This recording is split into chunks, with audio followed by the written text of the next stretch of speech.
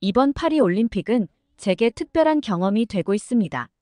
물론 어려움도 많았지만 그 속에서 놀라운 발견을 했습니다. 바로 한국이라는 나라와 그 사람들의 대단함입니다. 그들의 준비성, 긍정적인 태도, 그리고 다른 이들을 돕는 모습에 큰 감동을 받았습니다. 앞으로 저는 한국의 문화와 기술에 대해 더 배우고 싶습니다. 이번 올림픽이 끝나면 꼭 한국을 방문하고 싶어요. 독일의 한 여성이 개인 SNS에 장문의 글을 올리고 이 글은 많은 사람들이 공감하며 엄청난 관심을 보이고 있는데요. 대체 이 여성은 파리 올림픽에서 무엇을 경험했길래 이런 글을 올린 것일까요? 오늘 사연 바로 시작하겠습니다. 안녕하세요. 제 이름은 소피아 뮬러입니다. 28살이고 독일 출신의 스포츠 물리치료사예요. 지금 파리 올림픽에 독일 선수단의 지원 스태프로 참가 중이에요. 제가 이 직업을 선택하게 된 건 어릴 적 체조 선수로 활동하다 부상으로 선수 생활을 접은 경험 때문이에요. 그때 저를 도와준 물리치료사 덕분에 재활에 성공할 수 있었고 그 경험이 제 진로를 결정하는 데 큰 영향을 미쳤죠. 어릴 때부터 체조에 푹 빠져 있었던 저는 독일 주니어 국가대표로 활동할 정도로 재능이 있었어요. 매일 6시간 이상 훈련하며 올림픽 출전의 꿈을 키워왔죠. 하지만 16살 때 전국대회 도중 심각한 무릎 부상을 당했어요. 그 순간 제 꿈이 산산조각 나는 것 같았죠. 수술 후 재활 과정에서 만난 물리치료사 마르쿠스 선생님은 제게 새로운 희망을 주셨어요. 그분은 단순히 제 몸을 치료하는 것을 넘어 제 마음까지 보살펴 주셨거든요. 마르쿠스 선생님 덕분에 저는 비록 선수로 복귀하진 못했지만 스포츠와 관련된 새로운 꿈을 꾸게 되었어요. 바로 마르쿠스 선생님처럼 어려움에 처한 선수들을 돕는 물리치료사가 되는 것이었죠. 그때부터 저는 열심히 공부했고 결국 프랑크푸르트 대학 스포츠의학과에 입학할 수 있었어요. 대학 시절 저는 스포츠의학뿐만 아니라 심리학, 영양학 등 다양한 분야를 공부했어요. 선수들의 신체적 건강뿐만 아니라 정신적 건강도 중요하다고 생각했거든요. 방학 때마다 스포츠 클리닉에서 인턴으로 일하며 실무 경험도 쌓았죠. 그러면서 점점 더 이 일에 대한 확신과 열정이 커져갔어요. 대학을 우수한 성적으로 졸업한 후 저는 꿈에 그리던 독일 국가대표팀에서 일할 기회를 얻었어요. 처음에는 주니어 팀에서 시작했지만 곧 시니어 팀으로 승진했죠. 그동안 월드컵, 세계선수권 등 여러 국제대회에 참가했어요. 매 대회마다 새로운 것을 배우고 제 기술을 발전시킬 수 있었죠. 이번 파리 올림픽은 제 커리어의 정점이 될 거라고 생각했어요. 올림픽은 모든 스포츠인의 꿈이잖아요. 선수로는 참가하지 못했지만 이렇게라도 올림픽에 참가할 수 있다는 사실에 가슴이 벅찼죠. 얼마나 기대에 부풀어 있었는지 모릅니다. 파리로 출발하기 전날 밤, 저는 설레는 마음에 잠도 제대로 이루지 못했어요. 하지만 파리에 도착하자마자 제 기대와는 너무나 다른 현실에 직면하게 되었어요. CBS 파리 주민이 온라인에 올린 글처럼 파리 사람들은 올림픽 기간 동안 외국인들에게 오지 말라며 경고하고 있었거든요. 제발 우리나라에 오지 마세요라는 문구가 곳곳에 보였어요. 아니, 자국에서 세계 최대 축제라는 올림픽이 열리는데 다른 나라 사람에게 오지 말라니 대체 무슨 이유 때문일까요? 알고 보니 파리 시민들의 불만은 이해할 만했어요. 올림픽 기간 중 파리 메트로 요금이 2배로 올랐고 177개의 역사가 봉쇄되었다고 해요. 학생들은 직원들을 위해 캠퍼스를 비워야 했고 임대료도 급등했다고 합니다. 이런 상황 때문인지 파리는 예상과 달리 한산한 모습이었어요. 실제로 최근 미국 델타 항공의 최고 경영자인 에드 바스티아는 고객들이 파리를 피해 다른 곳으로 가는 항공편을 예약하고 있다고 말했어요. 델타 항공은 6월에서 8월 사이에 1억 달러의 손실을 예상하고 있다고 해요. 에어프랑스 KLM도 같은 기간 동안 최대 1억 8천만 유로의 매출 손실을 전망했죠. 회사 측은 전 세계 고객들이 파리를 상당히 기피하는 것으로 보인다고 밝혔어요. 원래 저는 꼼꼼하고 계획적인 성격이에요. 항상 모든 상황에 대비하려고 노력하죠. 이건 아마도 제가 체조 선수 시절부터 몸에 밴 습관인 것 같아요. 체조는 작은 실수 하나로 큰 부상을 당할 수 있는 종목이니까요. 그래서 항상 최악의 상황까지 생각하며 준비하는 편이에요. 선수들의 컨디션 관리를 위해 최신 연구 결과들을 꾸준히 공부하고 새로운 치료 기법도 배우려고 애써왔어요.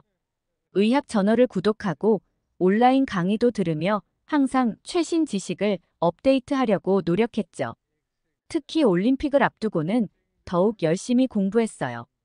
파리의 기후, 시차 적응법, 현지 음식에 대한 정보까지 꼼꼼히 조사했죠. 이번 올림픽을 위해서도 몇 달 전부터 준비를 시작했어요. 필요한 장비들을 점검하고 선수들의 의료 기록을 검토하고 파리의 기후에 맞는 컨디셔닝 계획도 세웠어요. 심지어 프랑스어도 조금 배웠죠. 의사소통에 문제가 없도록 말이에요. 모든 것이 완벽할 거라고 생각했어요. 하지만 이번 파리 올림픽은 제 예상을 완전히 뒤엎고 있어요. 파리에 도착한 순간부터 지금까지 매일매일이 도전의 연속이에요. 제가 경험한 이 올림픽의 이야기를 들려드릴게요. 정말 믿기 힘든 일들의 연속이었답니다. 첫 번째 충격은 선수촌 숙소였어요. 공항에서 긴 여정을 마치고 기대에 부풀어 선수촌에 도착했죠. 하지만 문을 열자마자 눈앞에 펼쳐진 광경에 저는 할 말을 잃었어요. 믿기 힘들겠지만 골판지로 만든 침대였어요. 이게 뭐야? 저도 모르게 소리를 질렀죠. 가슴이 철렁 내려앉는 걸 느꼈어요. 선수들의 컨디션 관리가 얼마나 중요한데 이런 환경에서 어떻게 제대로 쉴 수 있을까요? 잠깐 앉아보니 침대가 삐걱거리는 소리를 냈어요.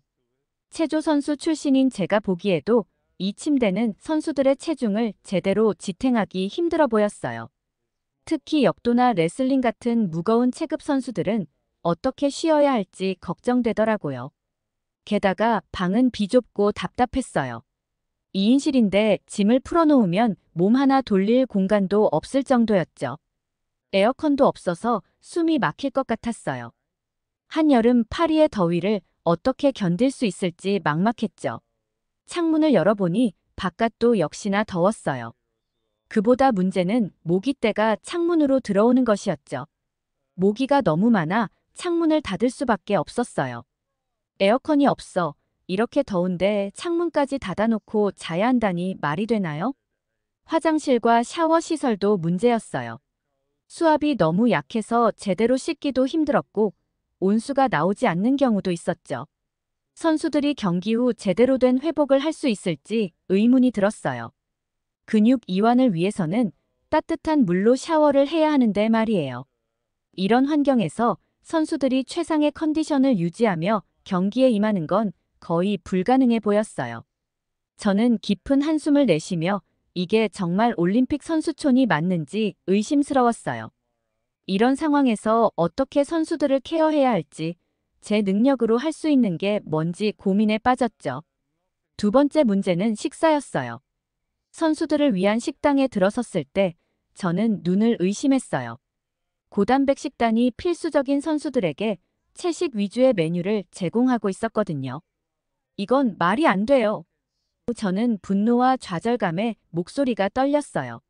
선수들의 영양 섭취는 경기력과 직결되는 중요한 문제예요. 특히 근력을 많이 사용하는 종목의 선수들에게는 충분한 단백질 섭취가 필수적이죠. 하지만 눈앞에 펼쳐진 메뉴는 대부분 채소와 곡물 위주였어요. 고기나 생선은 거의 찾아볼 수 없었죠. 영양사와 함께 즉시 항의했지만 돌아온 대답은 환경을 생각하는 올림픽이라는 말뿐이었어요. 물론 환경 보호도 중요하지만 선수들의 건강과 경기력을 희생해 가면서까지 해야 하나요? 저는 깊은 좌절감에 빠졌어요. 선수들의 건강과 경기력은 어떻게 하냐고요. 이 상황을 어떻게든 해결해야 한다는 책임감에 가슴이 무거워졌어요. 메뉴의 질도 문제였지만 양도 턱없이 부족했어요. 체급 경기를 준비하는 선수들은 그나마 괜찮았지만 수영이나 육상 같은 고강도 종목의 선수들은 항상 배를 고른 것 같았죠. 하루에 몇천 칼로리를 소모하는 선수들에게 제공되는 음식의 양이 너무 적었어요. 일부 선수들은 자비를 들여 외부에서 음식을 사 먹기 시작했어요. 하지만 이것도 문제였죠. 외부 음식을 먹기 위해 훈련 시간과 휴식 시간에 제대로 시간을 보내지 못하고 음식을 구하러 다니는 선수들도 있었으니까요. 또 다른 문제는 음식의 다양성 부족이었어요. 세계 각국에서 온 선수들의 입맛을 고려하지 않은 듯 했죠. 특히 아시아 선수들은 음식에 적응하기 힘들어했어요. 익숙하지 않은 음식으로 인해 컨디션이 저하되는 선수들도 있었죠. 식사 시간도 문제였어요. 경기 일정에 따라 식사 시간이 유동적이어야 하는데 정해진 시간에만 식사를 제공하다 보니 선수들이 제때 식사를 하지 못하는 경우가 많았어요. 이는 선수들의 영양 섭취와 컨디션 관리에 심각한 영향을 미쳤죠. 이런 상황에서 한국 선수단의 대처가 눈에 띄었어요. 그들은 이미 이런 상황을 예상하고 준비해 왔더라고요. 한국체육회는 선수들을 위해 15명의 조리사를 파견했다고 해요. 그들은 7월 12일부터 프랑스 파리 외가 콩테블로에 있는 프랑스 국가방위 스포츠센터에 마련한 대한민국 선수단 사전 캠프에서 식당을 운영하고 있었어요. 체육회는 선수와 지도자들의 수요를 조사해 퐁텐블로에서 차로 1시간 반 떨어진 파리 올림픽 선수촌까지 점심과 저녁 도시락을 하루 2번씩 배송하고 있다고 하더라고요. 이런 준비 덕분에 한국 선수들은 식사 문제로 어려움을 겪지 않고 있었죠. 세 번째 사건은 정말 아찔했어요. 훈련장으로 향하는 셔틀버스에서 일어났죠. 한여름 무더위에 에어컨도 없는 버스 안은 말 그대로 찜통이었어요. 숨쉬기도 힘들 정도였죠. 그때 갑자기 한 선수가 실신하는 걸 목격했어요. 물. 빨리 물 좀 가져와요. 저는 공포에 질린 채 소리쳤어요. 심장이 거의 멎는 줄 알았죠. 응급처치를 하면서 이게 정말 올림픽 맞나 싶었어요. 분노와 두려움, 그리고 무력감이 한꺼번에 몰려왔어요. 다행히 그 선수는 빠르게 의식을 되찾았지만 이 사건 이후로 많은 선수들이 셔틀버스 탑승을 꺼리게 되었어요. 이 사건은 단순히 한 선수의 실신으로 끝나지 않았어요. 버스 안의 열악한 환경으로 인해 여러 선수들이 탈수 증상을 보였고 일부는 열사병 초기 증상을 겪기도 했죠. 특히 더위에 약한 북유럽 선수들은 큰 고통을 겪었어요. 대회 조직위에 항의했지만 그들의 대응은 실망스러웠어요. 더운 날씨는 어쩔 수 없는 상황입니다. 선수들이 각자 대비해야 할 문제죠. 이런 무책임한 태도에 저는 할 말을 잃었어요. 선수들의 안전과 건강은 누가 책임져야 하는 걸까요? 이 사건 이후 우리 팀은 자체적으로 대책을 마련하기 시작했어요. 선수들에게 개인용 휴대용 선풍기를 지급하고 충분한 양의 물과 전해질 음료를 준비했죠. 하지만 이것만으로는 부족했어요. 근본적인 문제 해결이 필요했지만 대회 조직위의 비협조적인 태도로 인해 한계가 있었죠. 이런 상황에서 한국 선수단의 대처가 또 한 번 돋보였어요. 대한탁구협회는 유독 버스 탑승 시간이 길었던 선수들을 위해 에어컨이 설치된 별도의 차량을 렌트하고 경기장 인근에 쉴 수 있는 공간을 별도로 확보했다고 해요. 이런 지원 덕분에 임종훈, 신유빈 선수는 혼합복식에서 동메달을 땄고 이는 12년 만의 쾌거라고 하더라고요. 대한수영연맹 역시 선수들의 컨디션 관리를 위해 6명의 선수가 선수촌 외부 호텔에서 머물 수 있도록 빠르게 조치를 취했다고 해요. 이런 준비와 대처 능력이 정말 부러웠어요. 네 번째는 보안 문제였어요. 어느 날 밤 갑자기 일부 건물에서 화재 경보가 울렸어요. 모두가 놀라서 밖으로 뛰쳐나갔죠. 저는 공포에 질린 채 선수들을 안내했어요. 나중에 알고 보니 거짓 경보였어요. 하지만 이 사건으로 많은 선수들이 불안에 시달렸죠. 저 역시 밤마다 악몽에 시달렸어요. 언제 또 무슨 일이 일어날지 모른다는 불안감에 잠을 이루기 힘들었죠. 이 사건 이후로 선수촌의 보안 시스템에 대한 불신이 커졌어요. 일부 선수들은 귀중품을 항상 몸에 지니고 다니기 시작했고, 이는 훈련과 경기에 집중하는 데 방해가 되었죠. 이 사건은 단순한 오작동이 아니었어요. 나중에 알게 된 사실이지만 선수촌 내부 보안 시스템에 해킹 시도가 있었다고 해요. 개인정보 유출 위험까지 있었던 거죠. 이는 선수들의 프라이버시와 안전에 심각한 위협이 되었어요. 더구나 이 사건 이후 선수들 사이에서 불면증과 불안장애 증상을 호소하는 경우가 늘어났어요. 정신적 스트레스는 신체 컨디션에도 영향을 미치기 때문에 이는 곧 경기력 저하로 이어질 수 있는 심각한 문제였죠. 이런 상황들 속에서 저는 점점 지쳐갔어요. 선수들을 제대로 케어할 수 없다는 무력감에 빠졌죠. 매일 아침 눈을 뜨는 게 두려웠어요. 오늘은 또 어떤 문제가 기다리고 있을까 걱정되었거든요. 저의 역할은 단순히 선수들의 신체적 건강만을 돌보는 게 아니었어요. 이런 열악한 환경 속에서 선수들의 정신적 스트레스를 관리하는 것도 중요한 임무가 되었죠. 하지만 저 자신도 스트레스에 시달리고 있는 상황에서 이는 결코 쉬운 일이 아니었어요. 매일 밤 저는 다음 날의 대책을 고민하며 잠들지 못했어요. 어떻게 하면 이 상황을 조금이라도 개선할 수 있을까? 선수들의 컨디션을 어떻게 하면 최상으로 유지할 수 있을까 하는 생각들로 머리가 복잡했죠. 그러던 어느 날 우연히 한국 선수단의 지원팀과 마주치게 되었어요. 그들의 모습은 저와는 너무나 달랐어요. 침착하고 여유로워 보였죠. 저는 호기심과 부러움이 섞인 마음으로 물었어요. 어떻게 이런 상황에서도 그렇게 차분할 수 있나요? 한국팀의 김민수 트레이너가 미소를 지으며 대답했죠. 우리는 이미 모든 상황에 대비해 왔거든요. 2018년 평창 올림픽의 경험이 큰 도움이 되었어요. 그 말에 저는 놀라움을 금치 못했어요. 가슴이 두근거렸죠. 어쩌면 이들에게서 해답을 찾을 수 있지 않을까 하는 희망이 생겼어요. 정말요? 어떤 준비를 하신 거예요? 김민수 씨는 자세히 설명해 주었어요. 한국팀은 자체적으로 숙소를 마련하고 영양가 높은 도시락을 준비해 왔다고 해요. 심지어 이동식 물리치료실까지 갖추고 있었죠. 저는 감탄을 금치 못했어요. 와, 정말 대단해요. 어떻게 그렇게까지 준비할 수 있었나요? 김민수 씨는 자부심 가득한 목소리로 설명해 주었어요. 우리나라는 과거의 경험을 바탕으로 항상 최선을 다해 준비해요.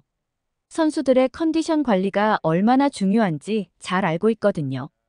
그래서 이번에도 모든 가능성을 고려해 준비했죠. 그 순간 저는 한국팀에 대해 더 알고 싶어졌어요. 그들의 체계적인 준비와 긍정적인 태도는 저에게 큰 영감이 되었죠. 가슴속에서 작은 희망의 불씨가 타오르는 걸 느꼈어요. 김민수 씨는 계속해서 한국팀의 준비 과정을 설명해 주었어요. 그들은 파리 올림픽 준비를 위해 2년 전부터 계획을 세우기 시작했다고 해요.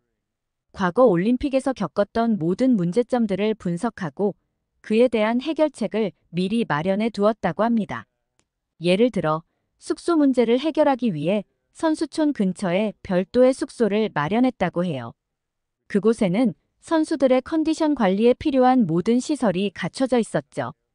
편안한 침대는 물론이고 최신식 에어컨과 공기청정기까지 설치되어 있었다고 합니다. 식사 문제도 철저히 준비했다고 해요.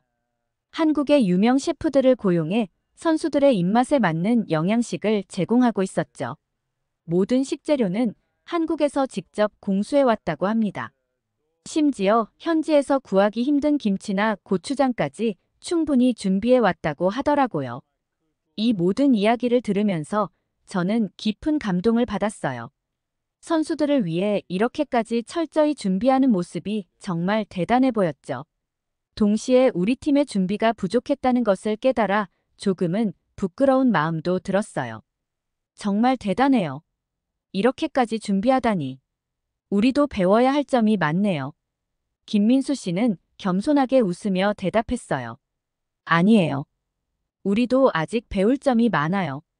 그래도 이런 준비 덕분에 선수들이 좀 더 편하게 경기에 임할 수 있어 다행이에요.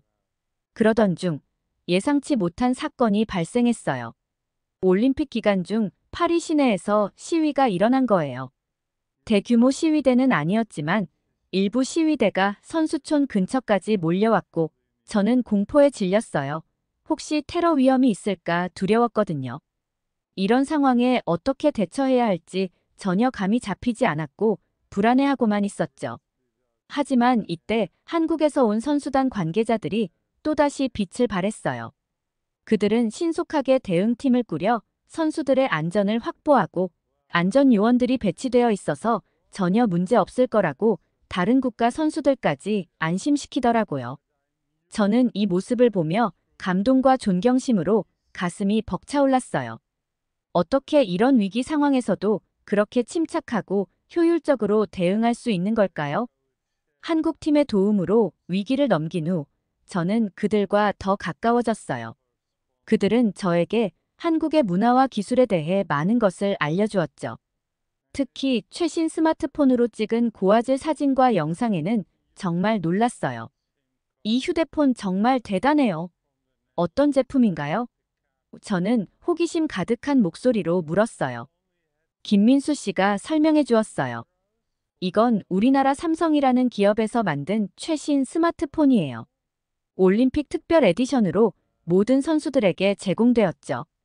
저도 선수들이 휴대폰을 받은 것은 알고 있었지만 세부적인 기능은 처음 듣게 되었어요. 이 휴대폰은 선수들의 경기 분석에도 많은 도움이 되고 있어요. 그는 스마트폰의 다양한 기능을 보여주었어요. 고속 카메라로 찍은 슬로우 모션 영상은 선수들의 동작을 세밀하게 분석할 수 있게 해주었고 AI 기반의 건강관리 앱은 선수들의 컨디션을 실시간으로 모니터링할 수 있었죠. 심지어 번역 기능이 탑재되어 있어 외국 선수들과의 소통도 원활했어요. 저는 한국의 기술력에 또 한 번 감탄했어요. 그리고 문득 이런 생각이 들었죠. 우리도 이런 준비를 할 수 있지 않았을까? 부러움과 동시에 약간의 아쉬움이 느껴졌어요. 그날 이후 저는 한국 팀에 대해 더욱 관심을 갖게 되었어요. 그들의 꼼꼼한 준비성과 위기 대처 능력, 그리고 다른 나라를 돕는 모습에 깊은 감명을 받았죠. 저는 그들에게서 배우고 싶다는 열망으로 가득 찼어요. 올림픽이 절반쯤 지났을 때 또 다른 위기가 찾아왔어요. 갑작스러운 폭염으로 여러 선수들이 탈진하는 사태가 벌어진 거예요. 대회 조직위는 속수무책이었죠. 저는 다시 한번 좌절감에 빠졌어요. 이런 상황에서 어떻게 선수들을 보호할 수 있을까요? 이때도 한국팀이 앞장섰어요.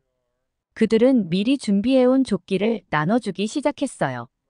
더 놀라운 건 그들이 개발한 특수 쿨링 조끼였어요. 이 조끼는 체온을 효과적으로 낮춰주는 첨단 기술이 적용된 거였죠. 덕분에 많은 선수들이 안전하게 경기를 마칠 수 있었죠. 저는 그들의 모습을 보며 감동의 눈물을 흘렸어요. 이것이 진정한 올림픽 정신이구나 하는 깨달음이 왔죠. 저는 이 모든 상황을 지켜보면서 깊은 감동을 받았어요. 한국팀은 단순히 자국 선수들만을 위한 것이 아니라 올림픽 전체의 성공을 위해 노력하고 있었던 거예요. 그들의 행동은 제 마음속에 깊은 울림을 주었어요. 어떻게 이렇게 남을 돕는 게 자연스러울 수 있나요? 저는 궁금증을 참지 못하고 물었어요. 김민수 씨는 잠시 생각하더니 이렇게 대답했어요. 우리에겐 정이라는 개념이 있어요. 서로 돕고 나누는 마음이죠. 올림픽은 경쟁의 장이기도 하지만 결국은 모두가 하나 되는 축제라고 생각해요. 그 말을 들으며 저는 진정한 올림픽 정신이 무엇인지 깨달았어요. 단순한 메달 획득을 넘어 서로를 이해하고 돕는 것. 그것이 바로 올림픽의 참된 가치라는 걸요.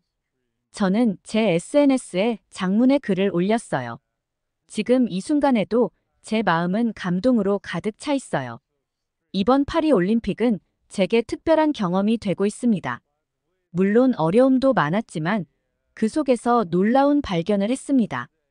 바로 한국이라는 나라와 그 사람들의 대단함입니다. 그들의 준비성, 긍정적인 태도, 그리고 다른 이들을 돕는 모습에 큰 감동을 받았습니다. 앞으로 저는 한국의 문화와 기술에 대해 더 배우고 싶습니다. 이번 올림픽이 끝나면 꼭 한국을 방문하고 싶어요. 제 게시물은 예상 외로 큰 반향을 일으켰어요. 많은 사람들이 공감의 댓글을 달았고 한국에 대한 많은 관심을 보이기 시작했죠. 여러 한국의 모습에 감동받은 저는 더 자세히 알아보기 시작했어요. 그리고 놀라운 사실을 알게 되었죠. 한국이 48년 만에 가장 적은 선수 규모 144명으로 출전했음에도 불구하고 연일 선전을 펼치며 12년 만에 최고 성적을 낼 것으로 기대된다는 거예요. 현재 한국은 금메달 9개, 은메달 7개, 동메달 5개를 획득해 종합순위 6위를 기록 중이라고 해요. 이는 당초 목표로 잡았던 금메달 5개, 종합순위 15위를 일찌감치 초과 달성한 거죠. 심지어 금메달 2자릿수 획득도 눈앞에 두고 있다고 합니다. 이런 성과를 듣고 나니 한국팀의 준비성과 실력이 얼마나 대단한지 다시 한번 실감했어요.